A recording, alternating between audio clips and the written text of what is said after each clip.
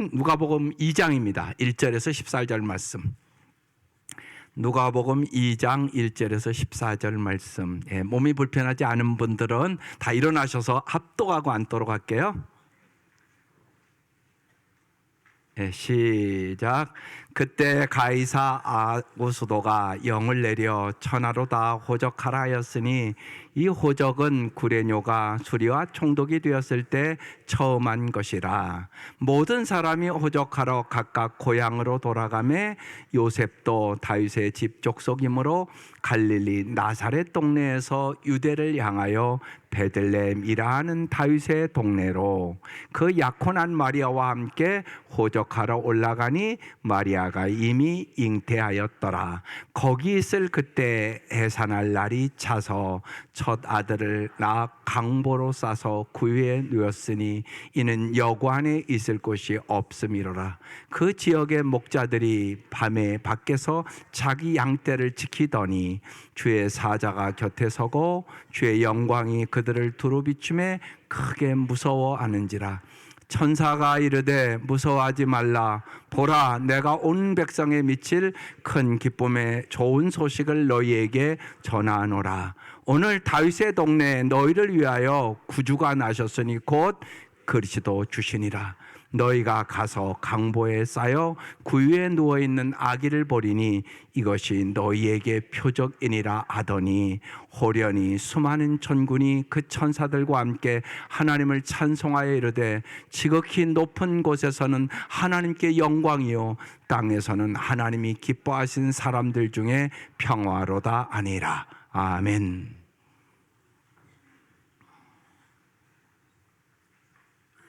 기독교는 큰 기쁨의 좋은 소식입니다.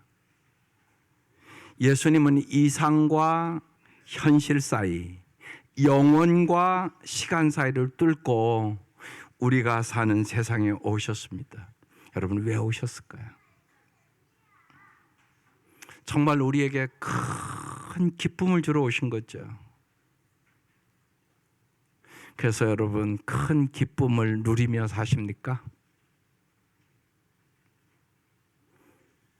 큰 기쁨을 주러 오셨는데요, 예수님이. 그런데 왜 우리는 예수 믿는다고 그러면서 큰 기쁨이 없으세요?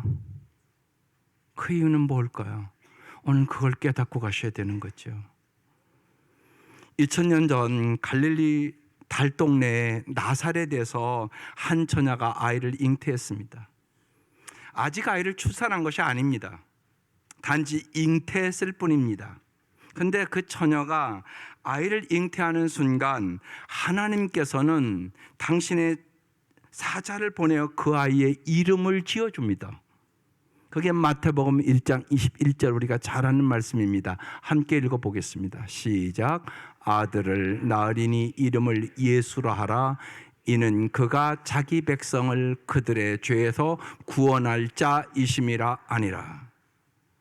아이의 이름은 예수, 구원자라는 뜻입니다. 이 아이는 이 세상에 태어난 뒤 하나님께서 그를 통하여 이루시기 원하신 구원의 역사를 모두 이루었습니다. 그래서 로마서 10장 13절이 유명한 말씀입니다. 누구든지 주의 이름을 부르는 자는 구원을 얻으리로다. 아멘입니까? 오늘 말씀에 예수님이 태어나던 날 들판에서 양을 지키던 목자에게 천사가 나타나 말씀합니다. 그 여러분이 잘 아는 오늘 봉독한 10절 11절 말씀입니다. 이 말씀도 다시 읽어보셔야 됩니다. 시작. 천사가 이르되 무서워하지 말라. 보라, 내가 온 백성에게 미칠 큰 기쁨의 좋은 소식을 너희에게 전하노라. 오늘 다윗의 동네에 너희를 위하여 구주가 나셨으니 곧 그리스도 주시니라. 잘 이 말씀을 생각해 보세요. 온 백성에게 미칠 큰 기쁨의 소식인 예수 그리스도가 이 땅에 오셨다는 겁니다. 그리고 실제로 예수님이 가는 곳마다 큰 기쁨의 소식이 현실로 나타났습니다. 두 가지만 얘기를 해볼게요. 첫 번째, 요한복음 2장에 보면 예수님이 물로 포도주를 만드는 내용이 나옵니다. 요한복음 2장 9절에 이렇게 써 있습니다. 연회장은 물로 된 포도주를 맛보고도 어디서 났는지 알지 못하되, 물떠온 하인들은, 예수님의 말씀대로 물떠온 하인들은 이 포도주가 물로 포도주가 된 것을 알더라, 이렇게 써 있는 겁니다. 예수님은 가나온인 잔치에 가셨는데 그 집에 문제가 생겼습니다. 포도주가 떨어진 것입니다. 참으로 낭패스럽기 짝이 없는 일이 생긴 겁니다. 기쁨의 잔치가 그 시대에 이런 일이 벌어지면 허사가 될 뻔했습니다. 그때 예수님은 물로 포도주를 만드셔서 파국에 직면한 잔치집을 큰 기쁨의 잔치집으로 막을 내리게 하셨습니다. 여러분, 이 얘기가 왜 중요합니까? 예수님은 우리의 삶을 큰 기쁨의 잔치집으로 만들려고 이 땅에 오신 것입니다.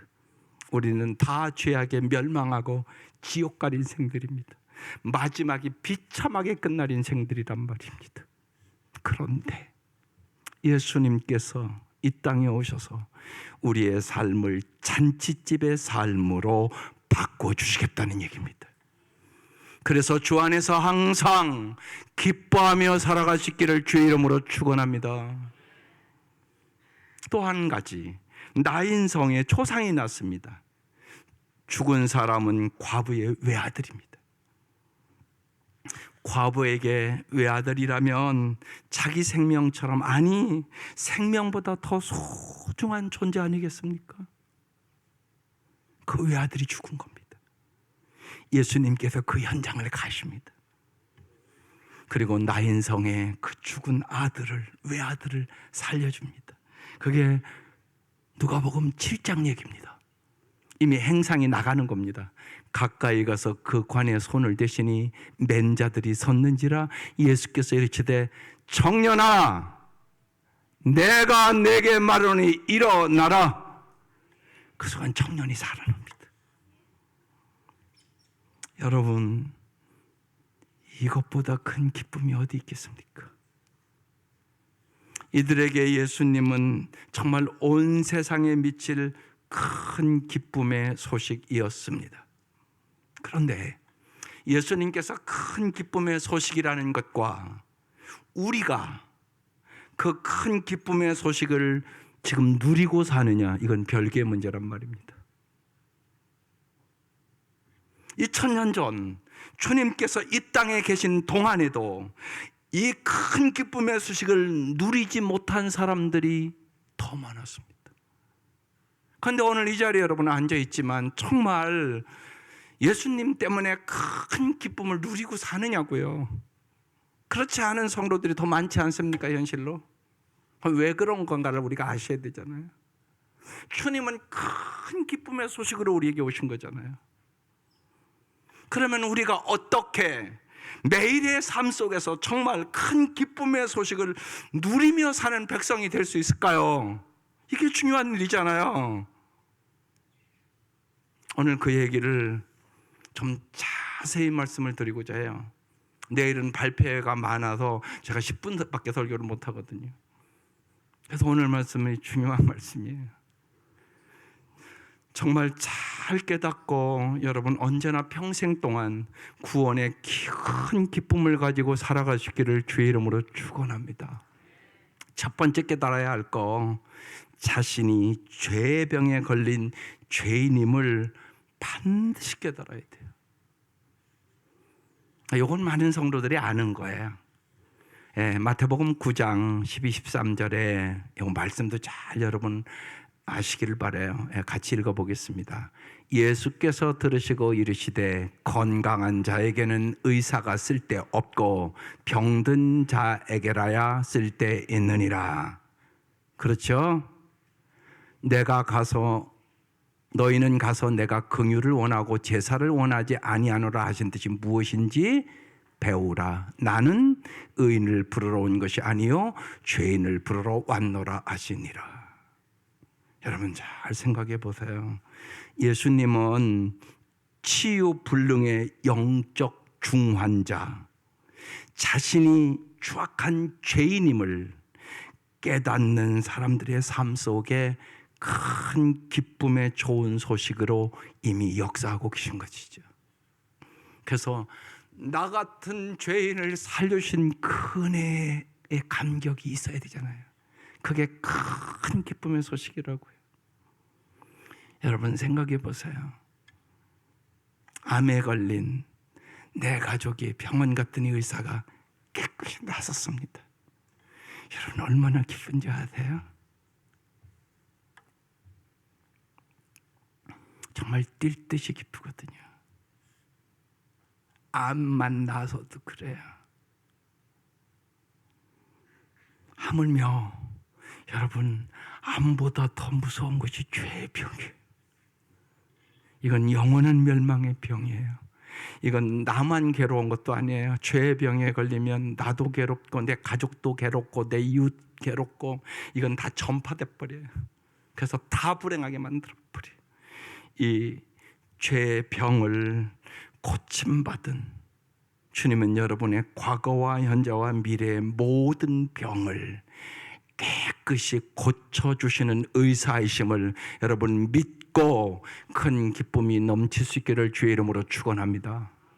이게 첫 번째 여러분이 잘 아는 기쁨이에요. 이 기쁨이 충만하셔야 돼요. 두 번째, 자신은 어둠에 지나지 않음을 깨달아야 되는 것이죠. 요한복음 8장 12절에 예수님이 이렇게 말씀하세요. 예수께서 다시 그들에게 말씀하셨다. 나는 세상의 빛이다. 나를 따르는 사람은 어둠 속에 다니지 아니하고 생명의 빛을 얻을 것이다. 예수님이 없는 나의 삶은 칠흑 같은 어둠에 지나지 않음을 마음 깊이 통감한 사람에게 예수님은 빛으로 역사하시는 것입니다. 우리는 다 어둠 속에 살 수밖에 없는 인생이라는 것이에요. 특별히 저 같은 경우는 20대 자살하고 싶은 마음이 있었기 때문에 저는 이걸 알아요. 내 마음이 그때 얼마나 어두웠는지, 얼마나 절망하고 있었는지, 젊은이가 왜 자살을 하고 싶었겠어요. 정말 주님은 사망에서 생명으로 우리를 옮겨주시는 분이세요. 정말 어둠으로 가득 찬 내 마음속을 빛으로 들어오시는 분이세요. 그래서 이걸 깨달으셔야 돼요. 우리는 어둠에 지나지 않음을 깨닫고 빛 대신 주님이 우리의 빛으로 오실 때 우리는 빛의 길을 갈 수 있게 되는 것이에요.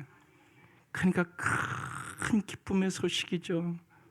여러분 어둠 속에 산다는 것이 얼마나 갑갑하고 얼마나 힘들고 오직 하면 죽고 싶겠어요.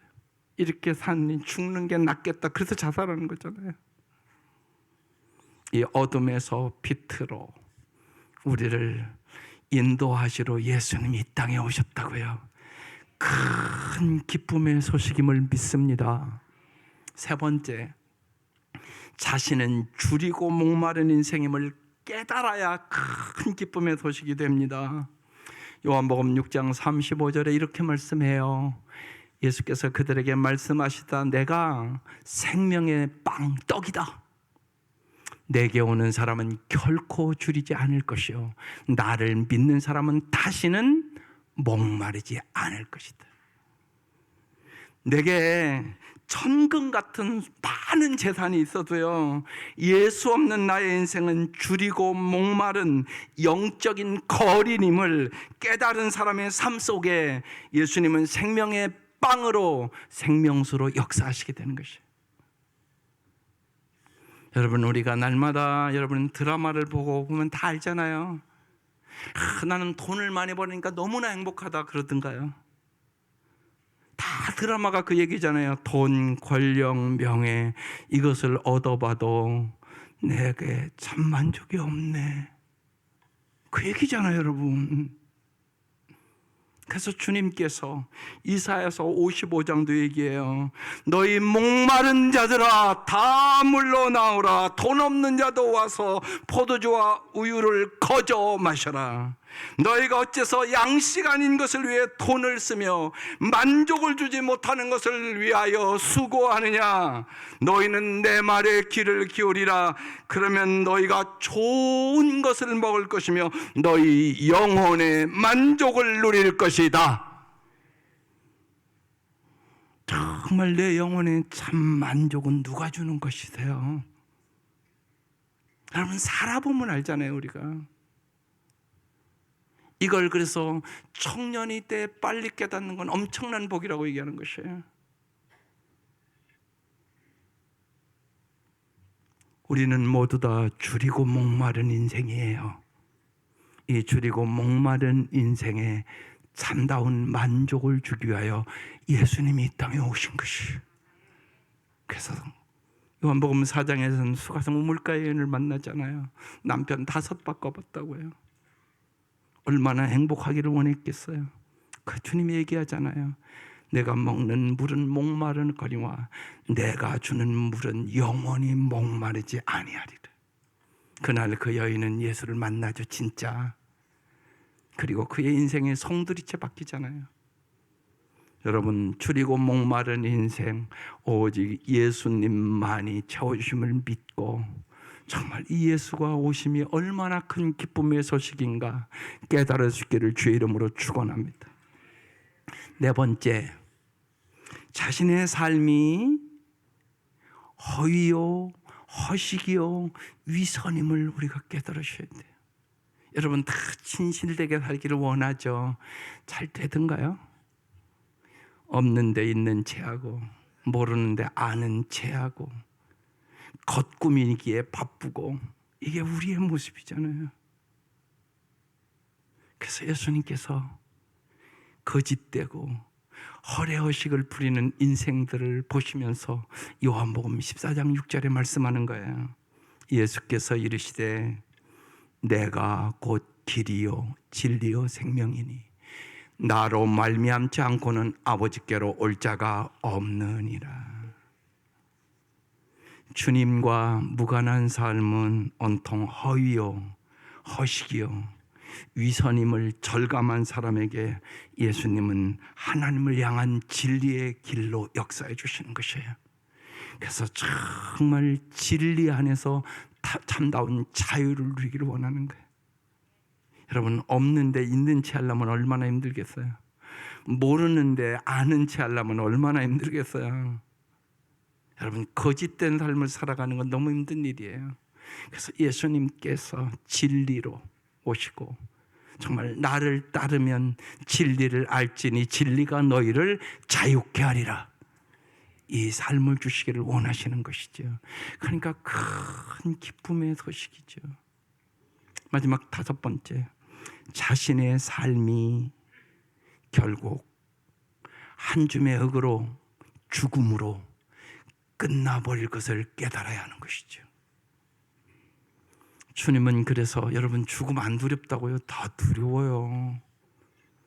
여러분, 의사가 이거 좀 조직검사 해봐야 되겠는데요, 암일지도 모르겠는데요, 그러면 그날 와서 밤 잠도 못 자요. 안 그럴 것 같죠? 그렇지 않아요.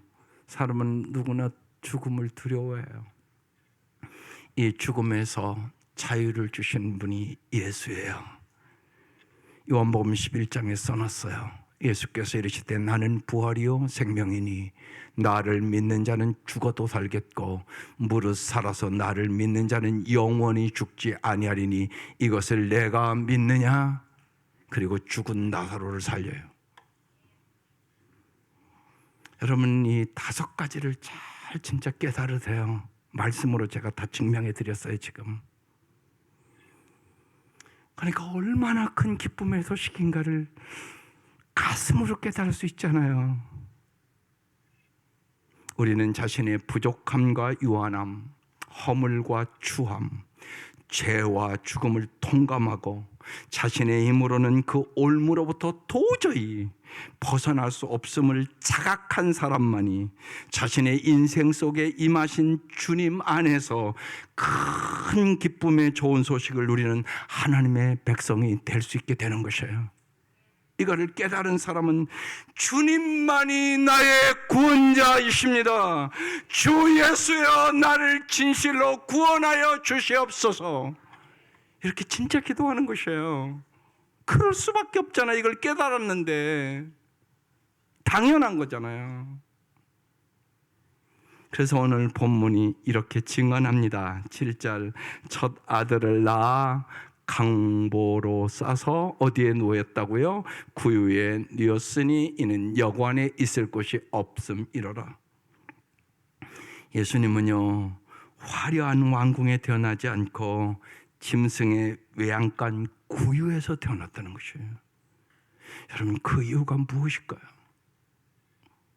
여기에 대한 여러분이 감동이 있어야 되는 것이에요. 누구든지 자신의 힘이나 능력으로는 죄와 죽음의 문제를 스스로 해결할 수 없음을 깨달은 그 마음, 짐승의 밥통처럼 낮고 겸손한 사람의 마음만이 주님 앞에서 큰 기쁨의 소식을 누릴 수 있음을 일깨워주는 저 구유란 말이에요. 그래서 들판에서 양을 치던 목자들에게, 또한 포도주가 떨어진 가나의 잔치집 사람들에게, 외아들이 죽은 나인성 과부에게 예수님은 큰 기쁨의 소식인 반면 왕궁 속에서 세상의 모든 것을 소유하고 있었던 헤롯 대왕이 예수를 죽이려 했다는 이 사실이잖아요. 이것은 무엇을 의미하는 겁니까? 인간의 마음이 구유가 되지 않고서는 큰 기쁨의 좋은 소식을 누릴 수 없다고 증언하는 거란 말입니다. 깨달으시기를 바랍니다. 우리는 또다시 성탄절을 맞이합니다. 무엇보다 구세주이신 예수님을 진정으로 만나셔야 합니다. 교회만 다녀서는 안 됩니다. 교회만 다녀서는 안 됩니다. 예수님을 만나기 위하여 먼저 우리 자신과 우리의 소유를 더 신봉하려는 우리의 교만한 마음을 주님 앞에 낮고 비천한 구유로 내려놓으셔야 합니다. 혹 지금 인생의 무슨 문제로 괴로움 속에 오늘 이곳에 오신 분들도 있을 것입니다. 바로 그 문제를 우리의 높은 마음을 낮은 구유로 내려놓는 도구와 계기로 삼을 수 있기를 바랍니다. 그러면 우리는 예수 안에서 큰 기쁨의 소식을 누리는 기적을 경험하게 될 것입니다. 어제 새벽에 큐티 말씀을 암송하고 좀 꼭 기도하시라고 새벽에 부탁을 드리며 제가 설교를 했습니다. 그 말씀은 빌립보서 2장 5절에서 8절 말씀입니다. 너희 안에 이 마음을 품으라. 곧 그도 예수의 마음이니 그는 근본 하나님의 본체시나 하나님과 동등됨을 취할 것으로 여기지 아니하시고 오히려 자기를 비워 종의 형체를 가지사 사람들과 같이 되셨고 사람의 모양으로 나타나사 자기를 낮추시고 죽기까지 복종하였으니 곧 십자가에 죽으심이라. 이 말씀을 꼭 암송하고 평생 예수 마음 갖게 해달라고 기도하라고 부탁을 했습니다. 이게 신앙생활의 핵심이기 때문에 그렇습니다. 좋은 교회는 주님의 십자가의 은혜 앞에 우리 모두가 예수의 마음을 품고 낮아진 사람들이 감사하며 기뻐하며 서로 섬기는 은총과 감사와 기쁨이 충만한 교회가 좋은 교회입니다. 여러분, 사탄의 핵심 가치가 뭔 줄 아십니까? 높아지는 것입니다. 처음부터 아담과 하와에게 이 선악과를 따먹으면 네가 하나님같이 높아지리라고 그럽니다. 사탄도 원래는 천사였는데 하나님처럼 높아지려고 그러다가 사탄이 됐다는 것입니다. 여러분, 높아지려고 하는 것이 다른 말로 교만이라고 그럽니다. 교만한 사람의 특징이 뭔가 아세요? 몇 가지를 점검해 볼 필요가 있습니다. 교만한 사람은 첫째, 웃지 않는다. 예, 웃을 수 있기를 바라요. 교만한 사람은 웃을 수가 없는 거예요. 또 하나는요, 큰 소리 치며 화를 잘 낸다. 그게 아니라고! 뭐 이러고, 아내한테도 큰 소리 치고. 장로님, 살아보니까 아내에게 큰 소리 칠만 하십니까? 아닐 거예요. 그죠? 아까 은혜죠, 은혜. 그죠? 나 같은 거와 살아줘서. 웃지도 않아, 우리 성도들. 그렇게 생각하고 사시잖아요. 그렇죠. 깊이 생각해 보면 좀 감사한 일이죠. 예. 교만해지면 큰 소리 치며 화를 자꾸 냅니다. 또 특별히 교만해지면 기도하지를 않습니다. 여러분, 기도하지 않는다는 얘기는 여러분 꼭 잊지 마세요. 내 힘으로 산다는 얘기잖아. 여러분, 하나님이 도와주셔야 잘 살 수 있어요. 정말 살아보면 살아볼수록 알잖아요. 여러분, 마음대로 된 게 몇 가지나 있으세요. 여러분, 잊지 마세요. 이걸 빨리 깨달으세요. 여러분, 기도하고 사시라고. 언제나 바쁘게 일만 해서 되는 게 절대 아니에요. 내 자식 하나 내가 못 바꿔요. 내 자식 배우지 않아 내가 선택 못 해요. 그게 현실임을 여러분 알잖아요. 여러분, 기도하지 않는 사람은 그래서 교만하다고 하나님 얘기하는 것이에요. 또한 교만한 사람은 언제나 분열을 조장해요. 그리고 꼭 거짓말을 해요. 과장하고 거짓말을 해요. 그래서 우리의 평생 싸워야 하는 것이 뭐라고요? 교만. 교만과 평생 싸워야 되는 것이에요. 그러면 여러분, 예수님의 핵심 가치는 뭘까요? 나 자신이거든요. 말구에 태어난 것도, 여기 말구에 태어난 사람 한 사람도 없잖아요. 그것도 얼마나 어려운 일이겠어요, 그 시대도. 그런데 여러분, 십자가에 죽으시기까지 내려가는 거잖아요. 이건 여러분, 우리 한국 문화에서는 상상할 수 없는 것이에요. 진짜 얼마나 비참한지, 얼마나 고통스러운지, 얼마나 부끄러운 건지. 예. 이건 말로 표현할 수가 없는 고통과 괴로움과 아픔이거든요. 우리를 구원하게 하여 그렇게 낮아지신 것이에요. 그래서 금방 빌립보서 2절 말씀을 암송하고 기도하라고 얘기하는 것이에요. 기도하지 않고는 우리는 낮아지지가 않아요. 끊임없이 조금 더 높아지려고 그러는데. 그래서 성 어거스틴이 기도인의 덕은 첫째도 겸손, 둘째도 겸손, 셋째도 겸손이다 라고 말한 것이에요. 하나님 앞에서 정말로 겸손한 자가 되어 하나님의 선한 뜻을 이루어가는, 하나님의 놀라운 은혜를 경험하는 저와 여러분 되시기를 주의 이름으로 축원합니다. 잊지 맙시다. 큰 기쁨의 좋은 소식은 우리 밖이 아니라 언제나 우리 속에서 역사하는 것이에요. 이 땅에 오시는 큰 기쁨의 소식인 예수님은 우리의 손님이 아니라 우리 인생의 주인이신 것이에요.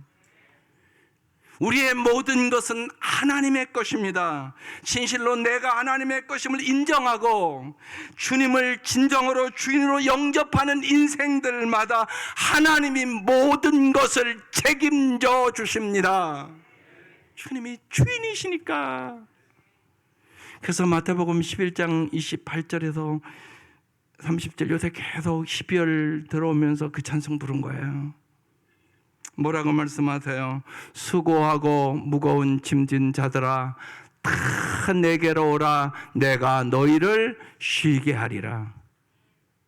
나는 마음이 온유하고 겸손하니 나의 멍에를 메고 내게 배우라.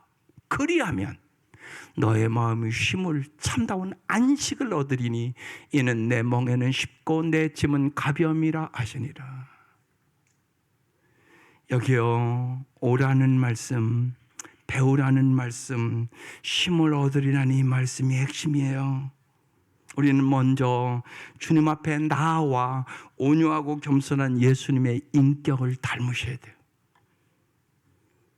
여러분, 이게 중요해요. 그래서 먼저 언제나 여러분 기도할 때 인격을 위해서 기도하세요. 이게 중요하단 말이에요. 정말 내가 예수 닮는 인격 되게 해주십시오. 내 모든 소원 기도의 제목 예수 닮기 원합니다. 이게 분명하셔야 돼요. 성령의 열매가 풍성하게 있기를 바라요. 내 인격이 변해야 진짜 기쁠 수 있어요. 인격이 안 변하면 별거 아닌 것 같고 자꾸 속상해하고 힘들어하고 아파하고 별거 아닌 것 같고 싸우고 그걸 반복해요. 내 성품이 온유하고 겸손한 성품을 배울 수 있기를 바라요. 그 다음에요, 하나님이 기뻐하시는 일을 하는 거죠. 여러분, 하나님이 기뻐하는 일이 뭐세요? 이게 명확해야 돼요. 하나는요, 정말로 영과 진리로 예배를 잘 드리는 것이에요. 예배는 하나님을 높여드리는, 언제나 찬송하는 삶을 살아가는 거예요. 그게 하나님께는 영광이요 땅에는 평화를 얻는 비결이거든요.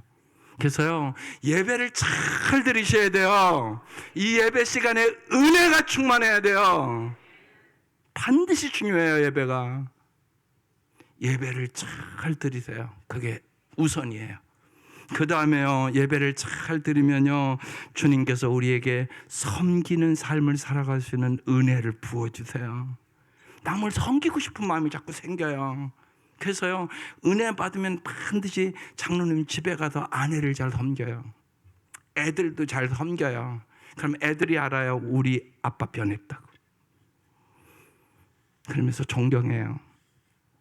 우리 아빠 진짜 장로라고. 그런다고요. 그거요, 진짜예요. 진짜 이게 섬기는 삶이 되는 거예요. 저절로. 왜? 은혜 받으니까. 그래서 섬김의 삶을 사니까 하나님 앞에나 사람 앞에나 존귀해지는 거죠. 그러면 어떤 일이 일어나요? 영혼이 구원돼요. 내가 예수 믿으라고 한마디도 안 했는데 예수 믿고 싶다고 그래요. 당신 믿는 예수 내가 알고 싶다고 얘기를 해요. 김동원 목사님이 그러대요. 탈북민들, 정말 어떻게 보면 탈북민을 위해서 엄청나게 많은 일을 하셨거든요.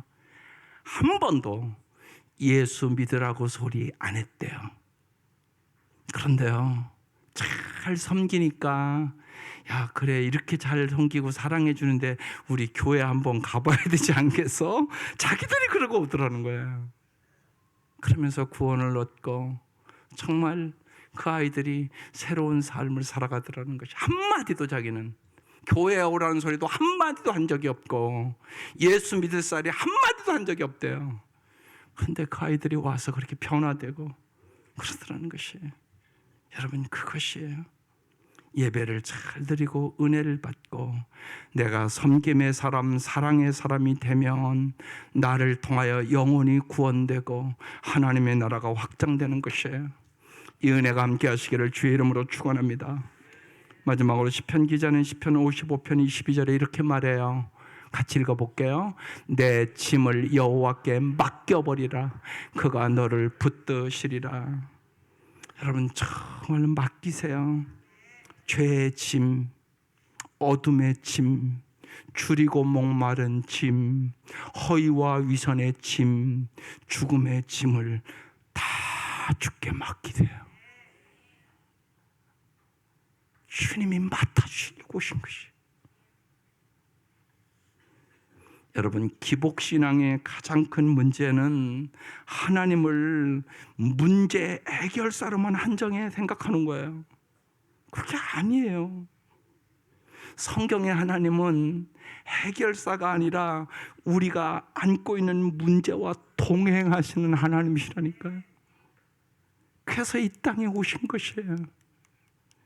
가장 가난한 자와도 함께 한다고 말구에 오신 거예요. 가장 가난한 자가 말구에 태어나는 거거든요. 그래서 가장 가난한 자, 가장 아픈 자, 슬픈 자, 그들과 뭐 한다고요? 동행하시는 하나님. 그래서 예수님이 이 땅에 오신 것이 엄청난 일이에요. 엄청난 강벽이에요. 정말 나를 위해서 오신 거예요. 내 고통, 아픔, 슬픔, 괴로움. 예. 그리고 여러분 주위에 보면 여러분이 해결해 줄 수가 없잖아요.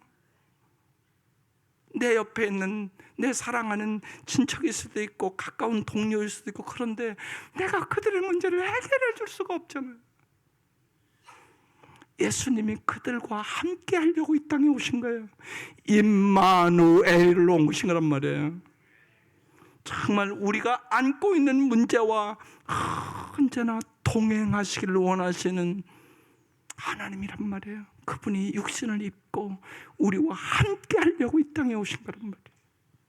사랑하는 성도 여러분, 우리는 오늘 이 아침도 수고하고 무거운 짐을 가지고 왔습니다.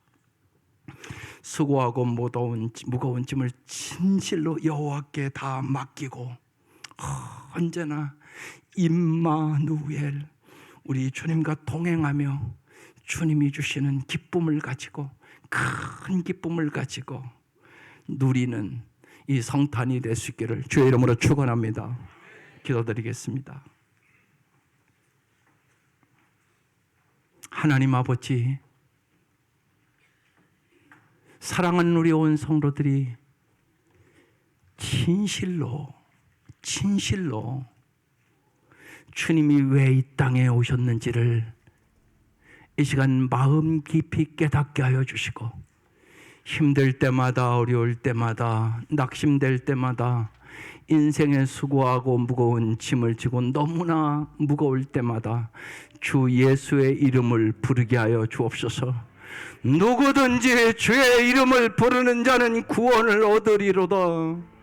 주님의 말씀을 믿고 주님을 부를 때마다 주님 임재하여 주셔서 인생의 역경과 고난과 어려움 속에서 건져주시고 살아계신 주님을 경험하고 주님과 동행하는 삶을 살게 하여 주옵소서. 진실로 이 성탄에 한 사람도 빠짐없이 주님을 만나게 하시옵소서. 예수님 이름으로 기도드립니다. 아멘.